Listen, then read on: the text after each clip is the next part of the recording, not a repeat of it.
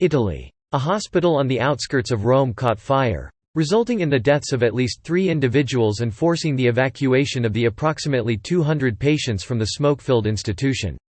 The fire started at approximately 11 p.m. in the St. John the Evangelist Hospital's ground-floor emergency department in Tivoli. Venice.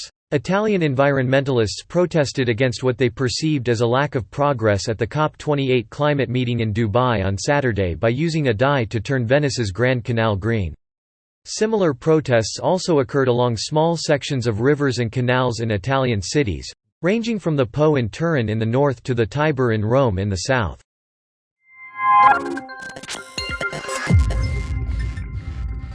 Michigan. On Friday, a teenager who 2 years prior at his high school outside of Detroit shot and killed 4 classmates while injuring 6 more was given a life sentence without the possibility of release.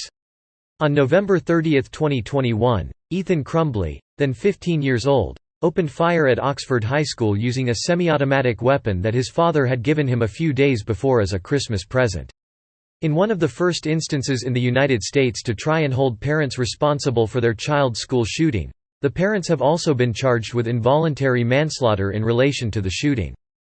Ohio. A woman in Ohio who was found guilty of assault after hurling a burrito bowl at a Chipotle employee received an unusual sentence that included 2 months of fast food service.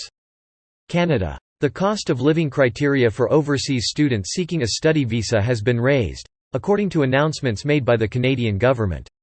Individual students are now need to show that they have $20,635 in finances available as of January 1, 2024, more than twice the amount that was required previously. Mexico. 14 individuals were killed in a shootout between members of a criminal gang and the locals of a tiny rural village in central Mexico. 7 more were hurt and were still receiving medical attention. Dramatic footage of the altercation from Friday was shared on social media, featuring hunters and villagers wearing cowboy hats, hunting guns, and sickles as they pursued alleged gang members through automatic gunfire bursts.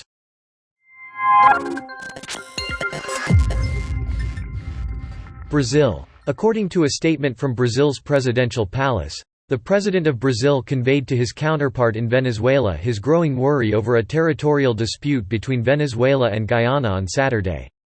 Over the past few weeks, tensions between Venezuela and Guyana have increased due to a long-standing border dispute over Essequibo, a region of Guyana where significant offshore oil and gas finds have been found.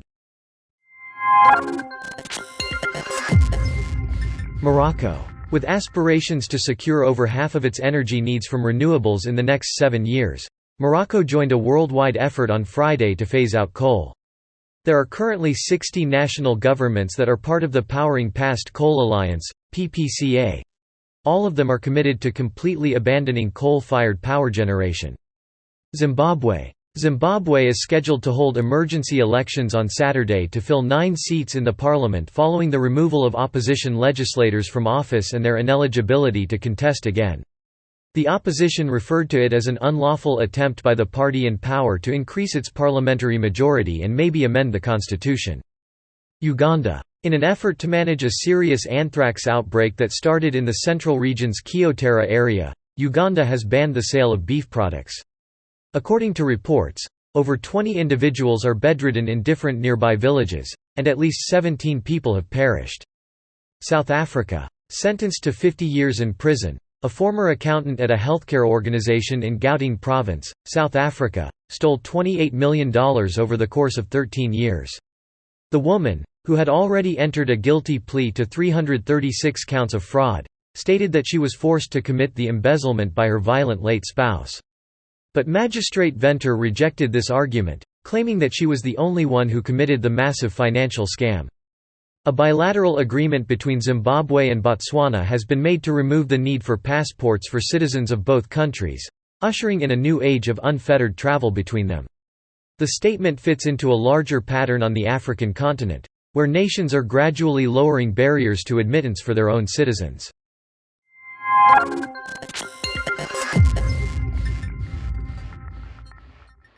China. On Saturday, a steel shed collapsed at a building materials plant in a province of southwest China, leaving at least 6 people dead and 3 injured. When the fall occurred at lunchtime in Qishui County, Guizhou Province, construction was in progress, according to state media, which also added an investigation was in progress. In a significant step toward determining whether its methane and liquid oxygen-powered spacecraft is prepared for commercial liftoffs, the Chinese private rocket firm Land Space Technologies launched 3 satellites into orbit on Saturday. The achievement might increase investor trust in methane as a possible rocket fuel since it is thought to be able to lower costs and provide cleaner, more effective support for reusable rockets. Singapore. The import of raw chicken and poultry products from several regions of countries afflicted by an epidemic of the highly virulent H5N1 avian influenza has been halted by Singapore. These locations include various areas in the United States, Canada, France, Belgium, and Germany, as well as 4 prefectures in Japan. Sri Lanka. A system malfunction in one of the primary transmission lines caused an island-wide power outage that lasted for several hours on Saturday, according to the Power and Energy Ministry of Sri Lanka.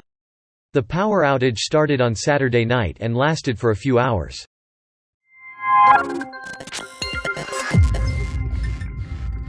Australia. As firefighters put out wild bushfires, a heatwave scorched Australia's eastern coast and raised temperatures in Sydney to levels not seen in 3 years.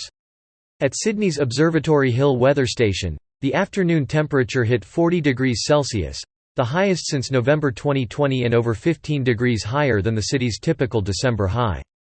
A woman and a man are facing charges in connection with the reported kidnapping of a toddler on New South Wales's far north coast. An Amber Alert was sent out late on Friday following reports that a man had taken a 2-year-old boy away from a Coffs Harbour workplace and injured a 61-year-old lady outside. About 11:30 p.m. the boy was discovered in Tenterfield, over 300 kilometers away.